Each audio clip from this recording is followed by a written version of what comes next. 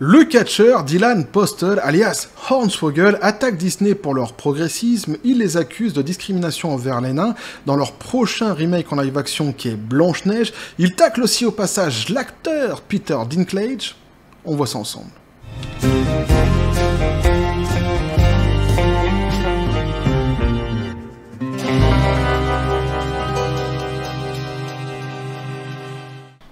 Et on n'a pas fini d'en entendre parler de ce fameux remake en live-action qui est Blanche-Neige de Disney, petit café les copains. Et à chaque fois que j'en entends parler, maintenant, moi, ça me fait sourire parce que, évidemment, je repense systématiquement aux photos qui ont fuité dernièrement dans la presse concernant le tournage de ce remake en live-action. Alors, pour ceux qui pensent toujours que les photos étaient des fakes, pas du tout, hein. Disney a bien déclaré que les photos provenaient bien du tournage du remake de Blanche-Neige, hein. À ceci près qu'eux, ils disent que ce ne sont pas des photos officielles, comprenons par là qu'ils n'en sont pas les distributeurs, ce n'est pas estampillé Disney, mais vu la gueule des photos, on avait à peu près tous compris cela. Mais donc, hein, elles appartiennent bien donc au tournage de ce fameux remake. Ici, vous en avez une, justement, qui vous montre un petit peu l'étendue des dégâts. Il y en avait beaucoup plus des photos dans la précédente vidéo, où on s'était quand même pas mal fendu la poire. En les regardant ensemble, il faut quand même bien le reconnaître. Mais ça vous montre un petit peu l'état du désastre, hein, de ce fameux remake. Hein. On s'est aussi posé la question de se dire pourquoi il n'y avait pas plus de nains célèbres, connus, hein, qui pointaient du doigt la fameuse discrimination de Disney envers les nains. Et bien ici, c'est chose faite en la personne de Dylan Postel, aka Hornswoggle, le catcheur, hein, et on va voir justement qu'il tacle aussi pas mal l'acteur Peter Dinklage. Ici, l'article reprend la genèse de toute cette histoire, justement, avec Peter Dinklage, hein, les anciennes déclarations qu'il avait faites, on va justement, ça va nous permettre de comprendre pourquoi actuellement Dylan Postel est en colère envers l'acteur, et puis après on ira voir à côté quelques informations que j'ai pu choper sur justement l'intrigue, le scénario de ce fameux film Blanche-Neige, hein, vous allez voir ce qu'il en est exactement, et puis une rumeur aussi concernant les 7 personnages, mais qui sont-ils exactement, puisque ce ne sont plus des nains. Ah, il n'y a plus 7 nains. Enfin si, il en reste un, on l'avait vu, le Duncan MacLeod, le jeune Masbat, évidemment, hein. Mais on va voir justement qui sont-ils. Sont-ce les Power Rangers ? Eh bien non, pas du tout, évidemment. On va voir ça. Donc on nous dit, Dylan Postel, aka Hornswoggle, fait exploser le film Blanche-Neige de la Walt Disney Company pour avoir mis au rebut les personnages nains. D'abord, mais qui est donc Dylan Postel? C'est le jeune homme que vous voyez ici. Et moi, tout d'un coup, tu vois, il me fait penser à Chumlee dans Pawn Star. Ah, il y ressemble. Ou alors, c'était quoi aussi, tu sais, dans les brocanteurs, là, les mecs qui sont dans un camion, là... Mince, je me souviens plus c'est quoi le nom. Truc de brocanteur comme ça, il y a un mec aussi barbu. Enfin bref, on s'en fout. Franck, il s'appelait d'ailleurs. Je me souviens plus du titre de l'émission, mais le type s'appelait Franck. Il me fait penser à eux. Mais en réalité, donc, lui, c'est donc un Dylan Postel, Mark Postel, qui est un lutteur professionnel américain. Il est surtout connu pour son passage à la WWE sous le nom de ring Hornswoggle. Il a fait ses débuts à la WWE en 2006. Ça vous resitue rapidement, succinctement, le personnage. Moi, je suis pas un très grand connaisseur en plus de la WWE, à part Undertaker et The Rock. Hein, mes connaissances s'arrêtent à peu près ici. Et donc on nous dit, les commentaires de Postel surviennent après qu'un certain nombre de photos ont révélé que les 7 nains ne seront plus des nains dans l'adaptation en direct de Walt Disney Company de leur classique animé Blanche-Neige et les 7 nains. Les photos de tournage ont été publiées par The Daily Mail et représentaient 7 personnes dont une semblant atteinte de nanisme. Effectivement, ça doit être le jeune homme qui est ici, si je ne m'abuse, hein. Selon toute vraisemblance en tous les cas, et donc le seul et unique Masbat, hein, qui resterait sur les 7 nains.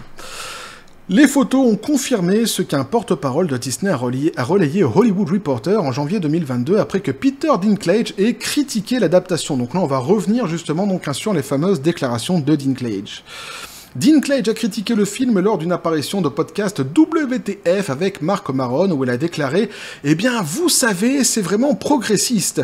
Mais je suis un peu surpris. Ils sont très fiers de caster une actrice latina dans le rôle de Blanche-Neige, mais tu racontes toujours l'histoire de Blanche-Neige et les 7 nains. » Donc il trouvait très progressiste d'avoir choisi une actrice latina pour jouer le rôle de Blanche-Neige, mais ça l'embête profondément que ce soit des nains qui vont jouer les nains dans Blanche-Neige et les 7 nains. D'ailleurs, dans ce même podcast, un petit peu plus loin, il critique aussi, d'ailleurs, le choix de l'actrice Latina pour... il critique en tous les cas le manque de cohérence pour jouer Blanche-Neige, justement. Mais enfin bref, ce qui l'emmerde profondément, c'est le fait que ce soit des nains qui soient choisis pour jouer des nains. En gros, c'est ça. Il a poursuivi, prenez du recul et regardez ce que vous êtes en train de faire. Ça n'a aucun sens parce que tu es progressiste d'une certaine manière, mais tu fais toujours cette putain d'histoire de 7 nains vivant dans une grotte. Qu'est-ce que tu fous ici, mec? Alors, il me semble pas en plus que les nains vivent dans une grotte. Ah, il me semble qu'ils vivent dans une cabane dans les bois. Ah, ma cabane au fond des bois.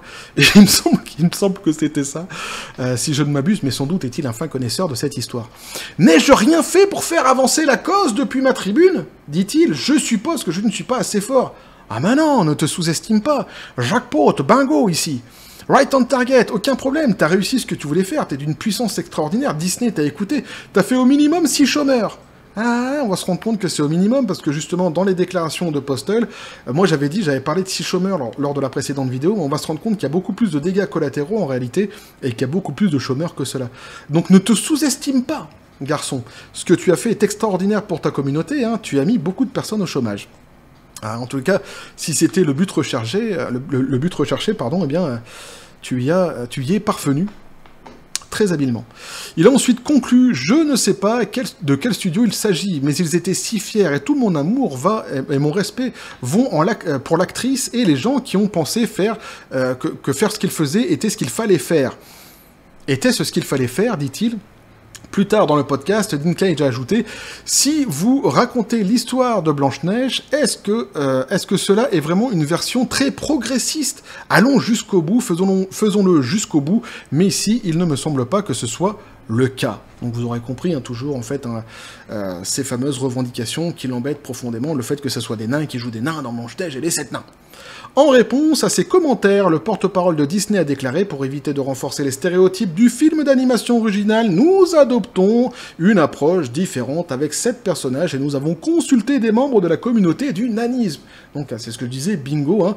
Non seulement les déclarations de Dinklage ont été entendues, mais en plus elles ont été écoutées et suivies par Disney. Comprenez par là, au revoir les nains. Enfin presque. Il en reste toujours un, évidemment. Nous sommes impatients de partager davantage alors que le film entre en production après une longue période de développement, a-t-il ajouté. Toujours ce porte-parole. Alors, le Hollywood Reporter a également noté le film est en développement depuis 3 ans. Le studio a réinventé les personnages nains depuis les premières étapes. Tu m'étonnes, on a pu le constater hein, sur les fameuses photos qu'on avait vues ensemble. Effectivement, ça ressemble plus du tout au matériel de base, j'ai presque envie de dire. Postel a été interrogé par Pierce Morgan, et rien à voir avec Paul Pierce, ou même Pierce Brosnan, pourquoi pas.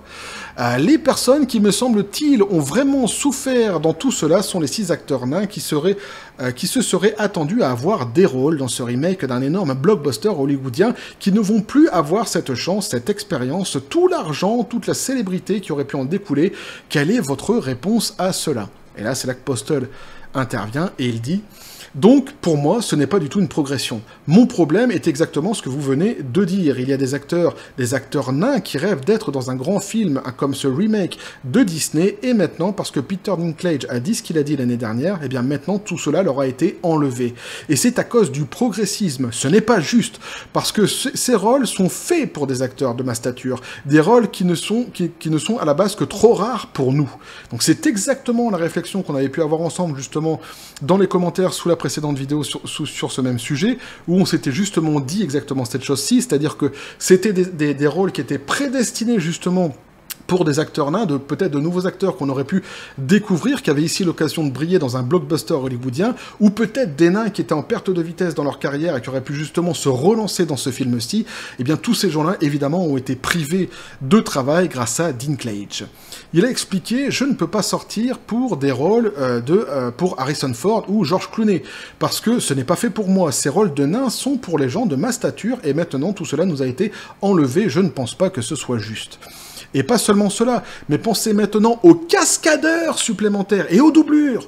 Et là, effectivement, moi, j'y avais pas pensé à ça. Tiens, au cascadeur et au doubleur. Et là, effectivement, ça fait beaucoup plus de chômeurs que cela, en réalité. Maintenant, vous parlez de plusieurs acteurs de mon statut qui n'obtiendront jamais ces rôles majeurs. Et pourquoi? Quel est le raisonnement? Parce que nous sommes censés être progressistes et ne pas les voir comme ça? Ce sont des héros. Tous ces nains se sont occupés de Blanche-Neige. Ils avaient tous des caractéristiques distinctes. Ce n'étaient pas ces monstres troglodytes dont les gens parlent. Ils avaient tous 7 caractéristiques différentes pour 7 acteurs différents de ma communauté. Il a répété, tout cela pour moi n'est pas juste. Postel a ensuite spécifiquement contesté Dinklage et a laissé entendre qu'il était un hypocrite. Alors là, il y va pas avec le dos de la cuillère. Il lui rentre dedans complètement.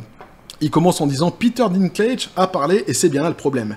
Dans le passé, il n'avait aucun problème à encaisser l'échec qui était fait pour des rôles de nains comme elfes et tout ça. Oui, il a fait sauter les barrières quand il a fait des rôles qui n'étaient pas forcément faits pour les nains, mais le rôle d'elfe était fait pour un nain. Ce chèque a été très bien compensé. » Direct, il lui en met une dans la tronche, et c'est exactement aussi des commentaires que j'avais pu lire par certains d'entre vous, justement, sous la précédente vidéo, qui, justement, avaient relevé cette ironie en disant, mais par le passé, Dinklage a quand même copieusement mangé dans la gamelle, sans jamais se plaindre. Et ici, effectivement, c'était quand même assez hypocrite ce qu'il était en train de faire. Et vous aviez évidemment raison. C'est ce qui ici relève avec beaucoup de finesse et de bon sens, Dylan Postel. Alors, maintenant qu'il a réussi, eh bien, il fait cela. Le progressisme chez les acteurs, ça ne me convient pas. Et qui est-il pour se permettre de parler au nom de toute la communauté, et pourquoi a-t-il fait cela? Voilà. C'est comme ça donc qu'il a terminé ici ses déclarations. L'ami Postel, qui attaque donc, évidemment, on le comprend ici, Disney d'un côté, et de l'autre côté, évidemment, Peter Dinklage. Il lui en met quand même une bonne couche dans la tronche, et à mon avis, il a quand même assez raison. Et peut-être d'ailleurs est-il le premier d'une longue série, qui viendront peut-être continuer à dire ce qu'ils pensent justement de ce qui se passe actuellement autour de ce film et de la discrimination contre les nains qui se fait clairement ici, et des déclarations de Dinklage. Donc on va voir maintenant ce qu'il en est de la trame, du scénario, quelques petites annonces comme ça que j'ai pu... déclarations plutôt, que j'ai pu choper, qui nous parlent un petit peu justement de cette trame. Vous allez voir que c'est intéressant, pour ceux qui s'intéressent vraiment à ce qu'il y a... quelle histoire on va nous raconter, vous allez voir. On nous dit Zegler a déclaré, donc Zegler c'est celle qui joue, c'est l'actrice qui joue Blanche-Neige, a déclaré que le film aurait un avantage moderne. Déjà quand tu commences comme ça, on le sait, pour ceux qui suivent les vidéos sur ma chaîne, vous le savez, ça commence jamais très bien. On s'attend toujours au pire. Lorsqu'on lui a demandé de clarifier ses commentaires, elle a dit à Variety « Je veux juste dire que nous ne sommes plus en 1937. » Bien vu. Bien vu. Et nous avons absolument à réécrire une Blanche-Neige. Ah bon? D'accord. Bon.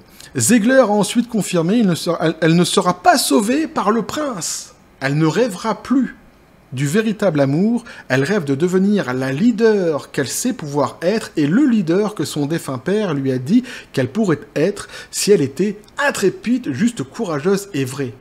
Et donc c'est juste une histoire vraiment incroyable pour vous, je pense pour les jeunes du monde entier, de voir cela.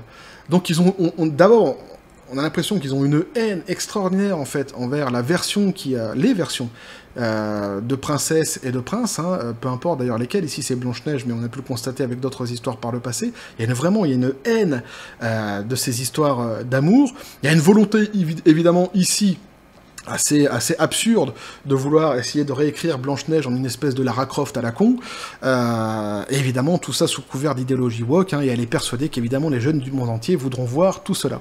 Eh ben on verra. On verra ce qu'il en est.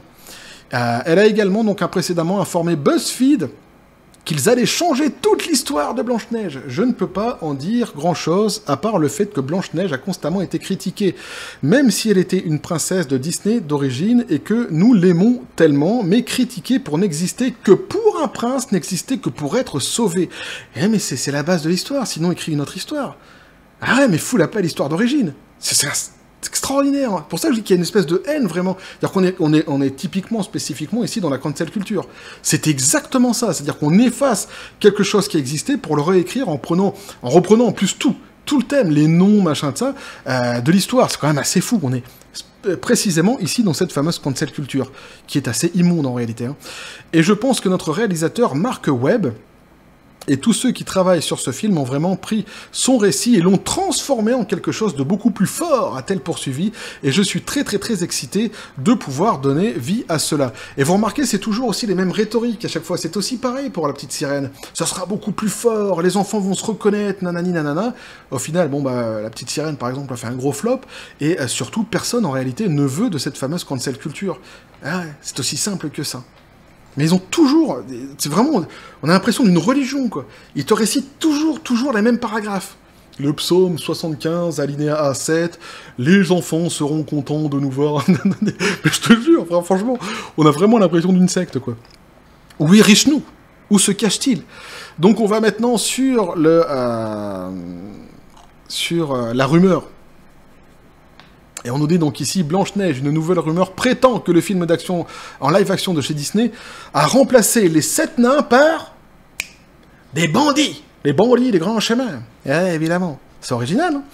Alors, cette nouvelle rumeur vient du scooper Twitter My Time to Shine. Il a partagé sur le site des réseaux sociaux, les gens qui sauvent Blanche-Neige dans cette version s'appellent les bandits.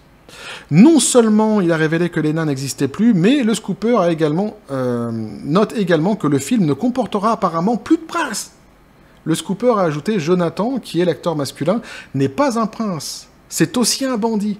Les bandits sont comme Robin des Bois. Ils volent à l'arène pour nourrir les pauvres. Donc c'est du grand n'importe quoi, du grand foutage de gueule, et quelque part... Ça va avec les images. Je sais pas pourquoi les images. Et pourtant, dans ma tête, j'avais Bibi Phoque, qui n'a absolument rien à voir avec un truc qui a un V dedans. Mais les images, et pourquoi j'avais Bibi Phoque, j'en sais rien. Mais ça va exactement donc avec les images qu'on avait pu voir justement du tournage, où on avait déjà l'impression de ce grand foutoir, de ce grand n'importe quoi. Ici, ça se confirme complètement d'abord dans les dires de Rachel Zegler. Alors ils sont vraiment sur, je sais pas, ils sont au-delà du réel, l'aventure continue, quoi. C'est un truc de dingue, quoi, ce qu'ils ont dans leur tête. Et alors en plus, ils sont hyper contents, ils sont hyper fiers, ils ont le smile quand ils disent ça. On a tout détruit, on a tout démoli, tout ce que vous avez pu voir par le passé, qui a fait votre enfance, tout ce qui vous a fait rêver, on l'a mis à la poubelle et on est content. Il y a un truc qui a un côté sadique. En plus du côté religieux, sectaire de tout ça, t'as aussi un côté sadique. Et à côté aussi, t'as la fameuse rumeur, je pense qu'elle est vraie. On va voir vraiment si ça se confirme, mais franchement... Les bandits, les grands chemins, avec le prince qui n'existe plus et l'espèce de Robin des Bois, putain la caricature quoi. C'est un truc de fou quand même qui est en train de se passer. Alors ça c'est pour le côté évidemment scénario et intrigue qu'on a pu voir à la fin, et au début surtout les attaques de la part de... comment c'était son nom déjà? Dylan Poster, pas facile à retenir tout de même. Hans Vogel, de son surnom, qui attaque donc copieusement Disney pour sa discrimination envers les nains. Quand même une sacrée évidence ici, et l'acteur Peter Dinklage, et en fait on est toujours dans ce phénomène de l'idéologie woke, c'est-à-dire que dès lors qu'elle se part d'une certaine vertu, eh bien dans les faits elle en produit systématiquement l'inverse. Je m'explique, c'est-à-dire que lorsqu'ils disent qu'ils défendent, ou plutôt qu'ils luttent contre le racisme, eh bien systématiquement ils produisent du racisme, et ici... Donc ils prétendent lutter contre la discrimination, et ils produisent spécifiquement de la discrimination. On peut le constater une fois de plus ici, et c'est toujours cette fameuse idéologie woke assez détestable, qui est à son paroxysme, on a l'impression ici, encore pire que dans La Petite Sirène. Pour moi, en tous les cas, c'est pire que ce que j'aurais pu m'imaginer pour ce fameux Blanche-Neige, et ça me semble bien pire que La Petite Sirène. On a poussé vraiment le délire woke jusqu'au bout, quoi, dans ce film. Bah, on verra exactement ce qu'il en sera exactement, lorsqu'il sortira, lorsqu'on aura en tous les cas les premiers trailers. Mais peut-être que ici, la mèche que vient d'allumer Postel, c'est peut-être le début. En tout cas, lui, il est peut-être le premier d'une longue série qui peut-être viendront reprocher de nains, je l'espère, en tous les cas, de personnes qui sont connues, qui viendront reprocher et à Dinklage son hypocrisie, et à Disney sa discrimination. Ouais. Bref, voilà ce que je pouvais vous dire là-dessus les copains, n'hésitez pas à me dire ce que vous en pensez dans les commentaires, à vous abonner si le contenu vous a plu, à activer la petite cloche pour les prochaines notifications, à balancer un like, à partager la vidéo, vous avez mon Twitter, mon Facebook et le Discord de la chaîne, et oui, qui sont dans la description des vidéos, n'hésitez pas à venir, à basculer du côté de la force absurde des réseaux sociaux. Sur ce les copains, comme toujours, je vous dis à la John Spartan, paix et félicité, Et évidemment, on va continuer à suivre ce sketch, hein, ce gag, quelque part, qui est ce fameux remake en live action, qui est Blanche-Neige. Bref, de Disney. Bref. Et que la force soit avec vous.